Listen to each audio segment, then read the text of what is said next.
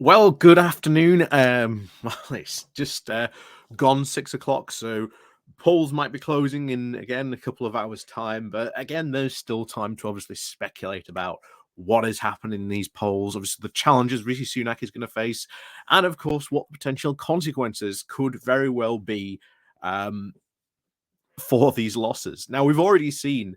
Uh, Certainly from the Conservatives, they are openly saying if we hold on to one of those seats, we are considering it a win.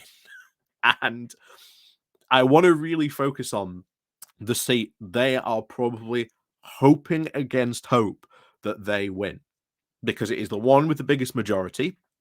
Um, the last vote number for that they've got to overturn is something over like 20,000. So historically, the biggest voter turnover that has ever been performed is 14,600. So I've said before, it's a big challenge. It's a very, very big challenge. But you have to remember, first of all, this isn't a general election, it's a by-election. They can be their own strange individual beasts sometimes. They can take on a flavour all of their own. The Conservatives are hoping massively, in the case of Uxbridge, that their very own ULEZ scheme, which was one that they started, that they are now complaining about, will hopefully maybe allow them to hold onto Uxbridge. And the hope is at least maybe they might be able to edge a win out of it and maybe scrape two wins from this. Certainly, if that was the case, that would be a very bad night. Like I say, a win for us really has to be a complete clean sweep, or at least Uxbridge and Farnham, I believe it is. Let me just check. Yep, Somerton, and Somerton. As we'll just say it. That's the one that we're hoping for. We're hoping at least for those two, but we'll be talking about the third constituency in a moment because this is really, really the one I think to watch. Certainly going into tonight and of course early tomorrow morning to see, well, just what happens with these polls. But we'll find out. So, before we do go on into this, of course, please do remember to click on the like, share, and subscribe button. And of course, down below, there are links to my Patreon page and one today's link called Buy Me Coffee, where you can, well, buy me coffee. And of course, as always, there is the YouTube thank you button and of course, the Pony Club down below as well. And of course, thank you to everyone very much who does help to support the channel in those ways. Even if you do just click the like and share button, like I say, it all helps out very much. So, this seat in particular, obviously, it's in the North Yorkshire. And like I say, it's a pretty significant hurdle for Labour to try and take on. Now, if you look at the tactical voting website, it says vote Labour.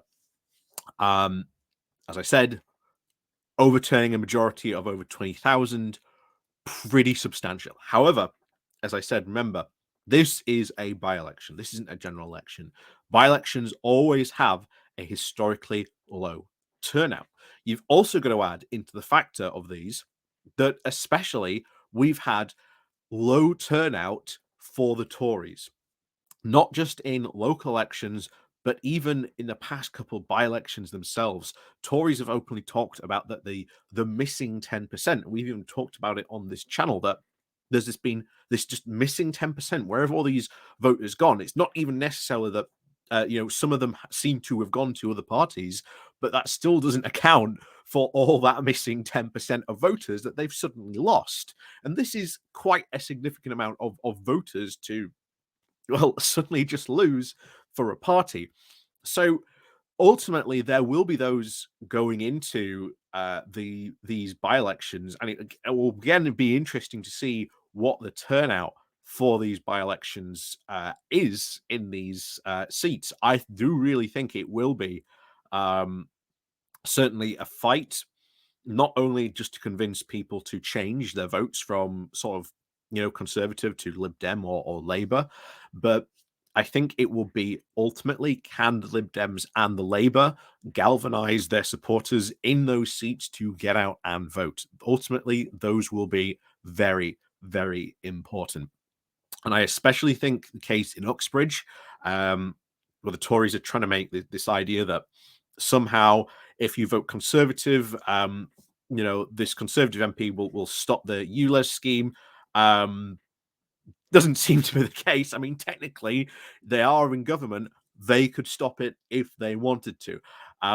But like I said, this is a scheme that Boris Johnson came up with. Like I say, they seem to be forgetting who actually came up with this scheme that they all suddenly hate and don't like. Now, of course, there are again legitimate reasons for many people not liking this scheme, and of course being a bit sort of worried about it. But if you look at some of the other areas, maybe if the Conservatives invested in things like public transport, etc., then this might be well, a bit more practical for them to sort of put in. But of course, that's another discussion for another time. But as I said, the big, of course, constituency that we will be looking at is the Selby constituency, Selby and Ainsbury specifically. That is the constituency that I think will be the big bellwether, because that's the one that seems to be the Conservatives are hoping that they hold on to, pretty much because of the very, very high majority that they had there, or have had there for quite some time, since 2015. So we'll see what happens in that seat, but that is the seat to watch tomorrow. Certainly, I think there's a very, very good chance that obviously the Lib Dems and Labour will pick up their seats tomorrow in especially Uxbridge and Somerset.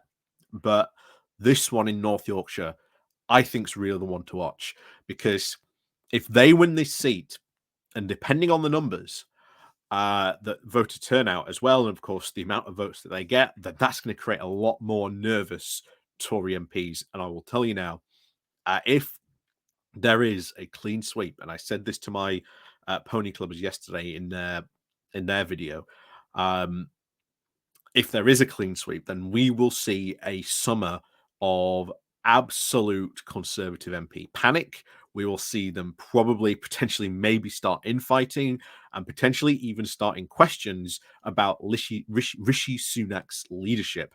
And almost certainly, in response to these by elections, I wouldn't be surprised to see a cabinet reshuffle happen on Friday, depending on how these shake out. Like I say, I think if it's a clean sweep, we're definitely going to see a cabinet reshuffle on Friday. But if there isn't, then we might see one potentially happen over the summer. Um, and then, of course, that will potentially take us into September, where they will MPs will return to Parliament, and then we'll see how, should we say, the mood is in the Conservative Party. Do they believe that, you know what, let's just not hang around anymore, let's just get this over with now? There's also a potential possibility, of course, of what happens at the Conservative Party conference. That will be, I think, a very big indicator. Uh, a lot of people have already said before this that that is Rishi Sunak's last chance to really impress um, well, the Conservative Party. As we've said before, um, in September, his, shall we say, protection as as leader comes up. So that means he then becomes susceptible to leadership votes. And if the Tories think that it's viable at that point to, well, maybe change leader, then they might do, if they think that that might salvage their situation. But the question is who do they put in? There is really no clear successor, to be honest, to Rishi Sunak. But I think he will ultimately lead the Tories into the next general election, but I think there's going to be a lot of very unhappy Tories about his leadership. Um, and don't be surprised if over the summer we start to see many, many stories about, or at least Tory MPs complaining about Rishi Sunak's leadership, especially if it's a clean sweep. And that's what we're hoping for tomorrow morning, a complete clean sweep of all these three seats. Now, I've said before that North Yorkshire one, that's the one to watch. That's going to be the hurdle. But if they can clear that hurdle, then we've just had a complete clean sweep. And oh boy, will there be panic in the Tory party on Friday. So as always. Thank you very much for watching. And of course, we wait in anticipation of these by-election results tomorrow, but we shall see and wait and see what happens. But until then, of course, we shall see you all next time.